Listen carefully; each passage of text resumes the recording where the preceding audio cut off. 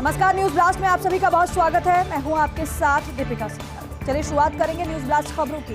कर्नाटक में भाजपा की रणनीति में बदलाव हुआ है। उम्मीदवारों को लेकर भाजपा नहीं जल्दबाजी में, जबकि मुख्य प्रतिद्वंदी कांग्रेस ने 166 उम्मीदवारों की घोषणा कर दी है। शायद भाजपा की पहली सूची 13 अप्रैल को आएगी। उसी दिन करेंगे नामांकन भी। आज भाजपा की केंद्रीय चुनाव समिति की बैठक है और उम्मीदवार उसमें तय हुए। आपको बताएं कि कर्नाटक सीएम बोम्मई का कहना है कि हर सीट पर 3-3 उम्मीदवारों के नाम तय किए हैं। इस लिस्ट में से ही एक उम्मीदवार का फैसला केंद्रीय चुनाव समिति की बैठक में होगा। बहरहाल भाजपा हमेशा समय से पहले उम्मीदवारों की घोषणा करती रही है, लेकिन कर्नाटक में देरी का कारण है पार्टी को भगदड़ मचने का अंदेशा है, क्योंकि कांग्रेस ने अपनी दूसरी सूची में भाजपा छोड़ने वाले 2 विधायकों को टिकट दिया है। ऐसे में भाजपा को ये लग रहा है कि जिन विधायकों की टिकट काटेगी कांग्रेस उनको टिकट दे सकती है, और इसीलिए यही वजह है कि भाजपा के उम्मीदवार घोषित करने में थोड़ा समय लग रहा है। लेकिन आपको बताएं कि आज केंद्रीय चुनाव समिति की बैठक भाजपा की होने वाली है और संभवतः उस बैठक के बाद उम्मीदवारों के नाम का ऐलान कर दिया जाए। भाजपा जल्दबाजी में नहीं है, क्योंकि मुख्य प्रतिद्वंदी कांग्रेस ने 166 उम्मीदवारों की घोषणा कर दी है। शायद भाजपा की पहली सूची 13 अप्रैल को आएगी, ऐसी संभावना जताई जा रही है। लेकिन अब देखना ये होगा कि क्या जो आज भाजपा सीसी की बैठक हो रही है, क्या उसके बाद ही उम्मीदवारों के नाम का ऐलान कर दिया जाए, या फिर 13 अप्रैल जो तारीख बताई जा रही है तब उम्मीदवारों की पहली सूची सामने आए।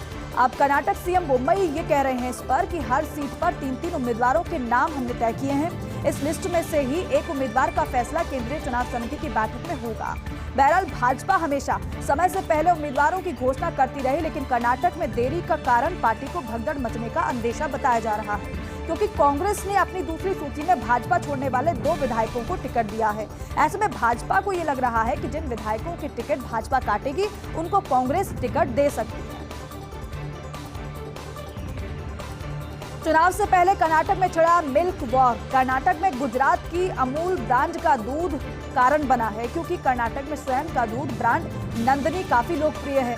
ऐसे में स्थानीय राजनीतिज्ञ अमूल की एंट्री को नंदिनी ब्रांड को दबाने का प्रयास मान रहे हैं। चुनावी सीजन में वरिष्ठ कांग्रेस नेताओं ने इस मुद्दे को भुनाने का पूरा प्रयास किया है। हालांकि विवाद बढ़ता देख भाजपा के दुग्ध उत्पादन मंत्री बचाव मुद्रा में आ गए हैं। डैमेज कंट्रोल के लिए मंत्री ने पीसी कर कहा, प्रेस कॉन्फ्रेंस कर कहा कि नंदिनी ब्रांड को कोई नुकसान नहीं होने देगी सरकार। ये बयान दिया गया है भाजपा की तरफ से। लेकिन चुनाव से पहले कर्नाटक में मिल्क वॉर छिड़ता हुआ नजर आ रहा है, और ऐसे में कर्नाटक में गुजरात की अमूल ब्रांड का जो दूध है वो कारण बना है, क्योंकि कर्नाटक में खुद का जो दूध ब्रांड है, एक बड़ा ब्रांड है, वो नंदिनी है, जो कि काफी लोकप्रिय है कर्नाटक में।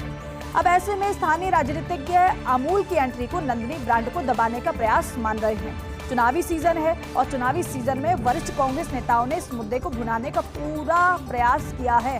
हालांकि विवाद बढ़ता देख भाजपा के दुग्ध उत्पादन मंत्री बचाव मुद्रा में आ गए हैं। डैमेज कंट्रोल के लिए मंत्री ने प्रेस कॉन्फ्रेंस बाकायदा की, और प्रेस कॉन्फ्रेंस के दौरान उन्होंने कहा कि नंदिनी ब्रांड को कोई नुकसान सरकार नहीं होने देगी। और देखिए, बिहार की सियासत में पीके का पहला कदम। प्रशांत किशोर ने अभी नहीं बनाई कोई राजनीतिक पार्टी। पीके जनसुराज के बैनर तले बिहार में पदयात्रा कर रहे हैं, और काफी समय हो गया उनकी पदयात्रा को। इस दौरान पीके ने विधान परिषद की 5 सीटों पर हाथ आजमाया है। विधान परिषद के चुनाव में पीके ने आफाक अहमद और सच्चिदानंद राय को समर्थन दिया है। बिहार की चुनावी राजनीति में प्रशांत किशोर से जनसुराज की पहली परीक्षा थी। आपको बताएं कि प्रशांत किशोर समाज सोच वालों को जोड़कर अपना कुनबा बढ़ाने का वो प्रयास कर रहे हैं, और जब से उन्होंने जनसुराज पदयात्रा की शुरुआत की है, लोगों के घर घर तक वो जाते हैं, लोगों की समस्याओं को जानते हैं, साथ ही साथ वो ये भी कारण यहाँ खोजने की कोशिश करते हैं कि लोगों की समस्याओं का निराकरण कैसे किया जाए। फीडबैक लोगों से लिया जाता है, और कई बार मौजूदा सरकार पर निशाना भी वो साधते हुए नजर आए हैं। तो बिहार की सियासत में पीके का पहला कदम ये है कि अभी उन्होंने कोई राजनीतिक पार्टी तो नहीं बनाई है। हालांकि ये लगातार उनसे सवाल पूछे जाते रहे हैं। पीके जनसुराज के बैनर तले बिहार में पदयात्रा कर रहे हैं। इस दौरान पीके ने विधान परिषद की 5 सीटों पर हालांकि हाथ आजमाया है। विधान परिषद के चुनाव में पीके ने आफाक अहमद और सच्चिदानंद राय को समर्थन दिया है। बिहार की चुनावी राजनीति में प्रशांत किशोर से जनसुराज की पहली परीक्षा थी। प्रशांत किशोर समान सोच वालों को जोड़कर अपना कुनबा बढ़ाने का लगातार प्रयास कर रहे हैं। और चलिए अब बात करेंगे गुलाम नबी आजाद के बयान की। उन्होंने कहा है कि गुलामी तो मैंने कभी नहीं की, आजादी से काम किया है। जो सोचता था वो आजादी से किया, जब लगा कि आजाद बोलने से सुनवाई नहीं तो छोड़ दिया। वो लीडरशिप ना रही, ना ही पहले जैसे लोग रहे। पहले की कांग्रेस में आजादी रहती थी, नरसिम्हा राव, राजीव, इंदिरा तक को ना कह दिया था। सोनिया गांधी अपने समय में बात सुनती थी, मंत्री रहते इंदिरा गांधी ने मेरी बात मानी थी। कांग्रेस में आस्तीन के सांपों की संख्या बढ़ रही है।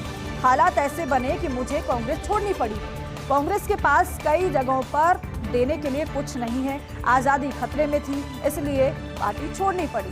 डेमोक्रेटिक प्रोग्रेसिव आजाद पार्टी के अध्यक्ष हैं गुलाम नबी आजाद, जिन्होंने कांग्रेस छोड़ने के बाद नई पार्टी का ऐलान किया था, नई पार्टी उन्होंने बनाई थी। हालांकि अभी बीते दिनों की बात करें, हाल ही में उन्होंने अध्यक्ष पद छोड़ने को लेकर राहुल गांधी के बयान दिया था और कहा था कि अगर मैंने मुंह खोल दिया तो फिर सब लोग दंग रह जाएंगे। एक बार फिर से उनका बयान सामने आया है। इस बार उन्होंने कहा है कि गुलामी तो मैंने कभी नहीं की, आज़ादी से हमेशा मैंने काम किया है। जो सोचता था वो आज़ादी से किया, जब लगा कि आज़ाद बोलने में से सुनवाई नहीं हो रही है तो फिर छोड़ दिया।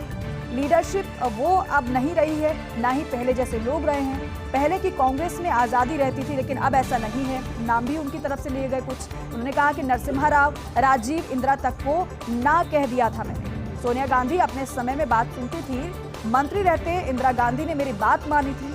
कांग्रेस में आस्तीन के सांपों की संख्या बढ़ गई है और यहाँ किसका जिक्र कर रहे हैं गुलाम नबी आजाद, ये देखने वाली बात होगी। हालांकि ऐसे बने कि मुझे कांग्रेस छोड़नी पड़ी। उन्होंने ये भी कहा कि कारण दरअसल उनकी तरफ से बताया गया कि आखिर उन्होंने कांग्रेस पार्टी का दामन क्यों छोड़ा, क्योंकि लंबे समय से कांग्रेस पार्टी में वो रहे हैं। कांग्रेस के पास कई जगहों पर देने के लिए कुछ नहीं है, आरोप कांग्रेस पार्टी पर लगाया गया। आजादी खतरे में थी, इसलिए छोड़नी पड़ी। डेमोक्रेटिक प्रोग्रेसिव आजाद पार्टी के अध्यक्ष हैं गुलाम नबी आजाद। गहलोत सरकार की चुनावी घोषणा, जनता तक पहुंचाने के लिए टाइम टेबल बनाकर विभागों को भेजा गया है। बड़ी योजनाओं का फायदा इसी महीने से शुरू हो रहा है। कई योजनाओं का फायदा मई जून से मिलना शुरू होगा। आपको बताएं कि फ्री मोबाइल स्कीम अगस्त से शुरू होगी, जो कि महत्वाकांक्षी स्कीम है। 500 रुपए में गैस सिलेंडर सब्सिडी 24 अप्रैल से शुरू होगी। 5 किलो का महंगाई राहत राशन किट 25 मई से मिलेगा। सामाजिक सुरक्षा पेंशन 1 मई से बढ़ेगी, 1 जून से खातों में आएगी। किसानों को 2000 यूनिट फ्री बिजली का वादा 1 जून से मिलना शुरू हो जाएगा। सरकार ने फ्री बिजली योजना की शुरुआत 1 मई से करने का फैसला किया है, तो क्योंकि हाल ही में बजट में बड़ी बड़ी घोषणाएं मुख्यमंत्री की तरफ से की गई, लेकिन अब वो समय है उन घोषणाओं को अमली जामा पहनाने का, धरातल पर पहुंचाने का, और इसके लिए बाकायदा जनता तक योजनाओं का फायदा पहुंचाने के लिए टाइम टेबल बनाया गया है, विभागों को भेजा गया है। बड़ी योजनाओं का फायदा इसी महीने से शुरू हो रहा है और कई योजनाओं का फायदा मई जून से मिलना शुरू हो जाएगा। फ्री मोबाइल उसमें एक महत्वाकांक्षी स्कीम है। फ्री मोबाइल स्कीम अगस्त से शुरू होगी। 500 रुपए में गैस सिलेंडर सब्सिडी 24 अप्रैल से शुरू होगी इसकी। 5 किलो का महंगाई राहत राशन किट 25 मई से मिलेगा। सामाजिक सुरक्षा पेंशन की अगर बात करें तो 1 मई से बढ़ेगी, 1 जून से खातों में आएगी राशि। किसानों को 2000 यूनिट फ्री बिजली का फायदा 1 जून से मिलना शुरू हो जाएगा। सरकार ने फ्री बिजली योजना की शुरुआत 1 मई से करने का आपको बताएं कि फैसला किया। महाराष्ट्र में सहयोगियों के विचार कांग्रेस से भिन्न हैं। कभी वैचारिक तो कभी चुनावी मुद्दों की हवा निकाल रहे हैं। पहले उद्धव ठाकरे ने कांग्रेस के वैचारिक मुद्दे को पुश किया, तो अब शरद पवार ने कांग्रेस के सबसे बड़े मुद्दे की हवा निकाली है। और तभी तो पार्टी नेता नाना पटोले ने दोनों से अलग होने की बात कही है। पटोले का मानना है कि शिवसेना कभी भी कांग्रेस की स्वाभाविक सहयोगी नहीं हो सकती है। ऐसे में ऐसे ही एनसीपी भी कॉरपोरेट को बचाने की बात आएगी तो वो भी दूर होगी। संसद में तो सभी पार्टियां कांग्रेस के साथ होती हैं, लेकिन बाहर दूरियां बना लेती हैं। महाराष्ट्र में सहयोगियों के विचार कांग्रेस से अलग नजर आ रहे हैं। वो इसीलिए क्योंकि हाल ही में आपने शरद पवार के बयान सुने होंगे। जेपीसी को उन्होंने कहा था कि इससे पूरी तरीके से जांच नहीं हो सकती है। ऐसे में कई और बयान ऐसे भी सामने आए, कई अलग अलग दलों के कांग्रेस की विचारधारा अलग और दूसरे दलों की विचारधारा अलग नजर आ रही है, जो कभी कांग्रेस के साथ है। आपको बताएं कि कभी वैचारिक तो कभी चुनावी मुद्दों की हवा निकाली जा रही है। पहले उद्धव ठाकरे ने कांग्रेस के वैचारिक मुद्दे को पुश किया, क्योंकि सावरकर के मुद्दे पर यहाँ पर अलग अलग दोनों की बातें नजर आ रही थी। तो वहीं अब शरद पवार ने कांग्रेस के सबसे बड़े मुद्दे की हवा निकाली है। तभी तो पार्टी नेता नाना पटोले ने दोनों से अलग होने की बात कही है। पटोले का दरअसल ये मानना है कि शिवसेना कभी भी कांग्रेस की स्वाभाविक सहयोगी नहीं हो सकती है, क्योंकि विचारधारा दोनों ही पार्टी की अलग है। क्या महाराष्ट्र में महाविकास अघाड़ी गठबंधन डगमगाया है? हाल ही सियासी घटनाक्रम को देखें तो हो रहा है ऐसा ही प्रतीत। शरद पवार ने अडानी प्रकरण की जांच जेपीसी से कराने को बताया है फिजूल। यानी महाराष्ट्र में पुराने गठबंधन में दरार तो नए गठबंधन बनते नजर आ रहे हैं। चर्चा यह है कि भारत जोड़ो यात्रा से राहुल गांधी को समर्थन से भी मिल रहे समर्थन से भी चिंता है, और ऐसे में तभी तो राहुल गांधी को अलग थलग करने के प्रयास भी तेज हो गए हैं। आजाद और सिंधिया द्वारा राहुल को टारगेट करना भी इसी रणनीति का हिस्सा माना जा रहा है। लेकिन सवाल यही है कि क्या महाविकास अघाड़ी गठबंधन डगमगाया है?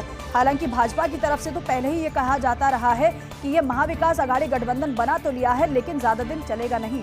हाल ही के अगर सियासी घटनाक्रम को देखें तो ऐसा ही प्रतीत हो रहा है। शरद पवार के अगर बयान की बात करें तो शरद पवार ने अडानी प्रकरण की जांच जेपीसी से कराने को फिजूल बताया था। यानी महाराष्ट्र में पुराने गठबंधन में दरार तो नए गठबंधन बनते हुए नजर आ रहे हैं। चर्चा है कि भारत जोड़ो यात्रा से राहुल गांधी को मिल रहे समर्थन से भी चिंता, तभी तो राहुल गांधी को अलग थलग करने के प्रयास भी तेज हो गए हैं। आजाद और सिंधिया द्वारा राहुल को टारगेट करना भी इसी रणनीति का हिस्सा माना जा रहा है। पंजाब में बसपा और अकाली दल के बीच गठबंधन। जालंधर लोकसभा चुनाव में अकाली दल अपना प्रत्याशी उतारेगा। बीजेपी से अलग होने के बाद अब अकाली दल ने बसपा से हाथ मिलाया है। अब पंजाब की राजनीति में अकाली दल और बसपा एक साथ नजर आ रहे हैं और बेहद महत्वपूर्ण ये गठबंधन। पंजाब में बसपा और अकाली दल के बीच गठबंधन हुआ है। जालंधर लोकसभा चुनाव में अकाली दल अपना प्रत्याशी उतारेगा। बीजेपी से अलग होने के बाद अब अकाली दल ने बसपा से हाथ मिला लिया है, क्योंकि जब किसानों का आंदोलन चल रहा था उसी समय अकाली दल ने भाजपा से किनारा कर लिया था और कहा था कि हम किसानों के साथ हैं, जो किसानों का अहित कर रहे हैं हम उनका साथ नहीं दे रहे हैं। और इतना कहते हुए अकाली दल ने भारतीय जनता पार्टी से किनारा कर लिया था। अब बसपा से अकाली दल ने गठबंधन किया है और ऐसे में प्रत्याशी उतारने की बात भी कही गई है। जालंधर लोकसभा चुनाव में अकाली दल अपना प्रत्याशी उतारेगा। बीजेपी से अलग होने के बाद अब अकाली दल ने बसपा से हाथ मिला लिया है। अब पंजाब की राजनीति में अकाली दल और बसपा एक साथ हैं।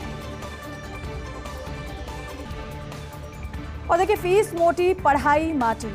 मोटी फीस लेकर बच्चों पर ध्यान नहीं दे रहे हैं स्कूल। फीस तो ज्यादा लेते हैं लेकिन बच्चों पर ध्यान नहीं दिया जा रहा है। कोरोना के दौरान बिगड़ गई थी बच्चों की पढ़ाई। अभी तक बच्चों की पढ़ाई पटरी पर नहीं आई है। अभिभावकों का दर्द है कि मोटी फीस स्कूल ले रहे हैं लेकिन बच्चों का बेस मजबूत करने में कुछ भी नहीं किया है। ऐसे में स्कूलों से ज्यादा ट्यूशन पर फोकस करना पड़ रहा है। एक तो स्कूलों में पहले से ज्यादा फीस, बच्चों पर ध्यान नहीं दिया जा रहा, लेकिन बावजूद इसके मोटी फीस देने के बावजूद यहाँ पर जो पेरेंट्स हैं बच्चों के, उनको अलग से ट्यूशन पर फोकस करना पड़ रहा है, जिससे बच्चों का बेस मजबूत हो सके। सिंगल यूज प्लास्टिक का ठिकाना बताए नाम पाएं। प्रतिबंधित प्लास्टिक उत्पादों पर लगाम कसने की तैयारी है। इसके लिए सरकार योजना बना रही है। मैन्युफैक्चरिंग यूनिट, सप्लाई सिस्टम, गोदाम की जानकारी देने पर इनाम मिलेगा। राज्य प्रदूषण नियंत्रण मंडल और स्वायत्त शासन विभाग भी जिम्मेदारी उनकी भी रहेगी। राज्य में हर दिन 480 टन प्लास्टिक वेस्ट निकल रहा है। गत कुछ माह से कुछ मुख्य सचिव लगातार मॉनिटरिंग भी कर रहे हैं। आपको बताएं कि ऐसे में सिंगल यूज प्लास्टिक पर लगाम कसने में जनता की भी मदद ली जाएगी। तो सिंगल यूज प्लास्टिक को लेकर लगातार जो अभियान चलाए जा रहे हैं उसको कहीं ना कहीं मजबूती देने का ये प्रयास है कि सिंगल यूज प्लास्टिक का ठिकाना बताएं कि कहां पर सबसे ज्यादा सिंगल यूज प्लास्टिक का इस्तेमाल किया जा रहा है, और जो बताएगा उसको फिर इनाम राशि भी दी जाएगी। प्रतिबंधित प्लास्टिक उत्पादों पर लगाम कसने की पूरी तैयारी है और इसके लिए सरकार योजना बना रही है। मैन्युफैक्चरिंग यूनिट, सप्लाई सिस्टम, गोदाम की जानकारी देने पर अब इनाम मिलेगा। जो बताएगा वो इनाम पाएगा। राज्य प्रदूषण नियंत्रण मंडल और स्वायत्त शासन विभाग की भी इसमें जिम्मेदारी रहेगी।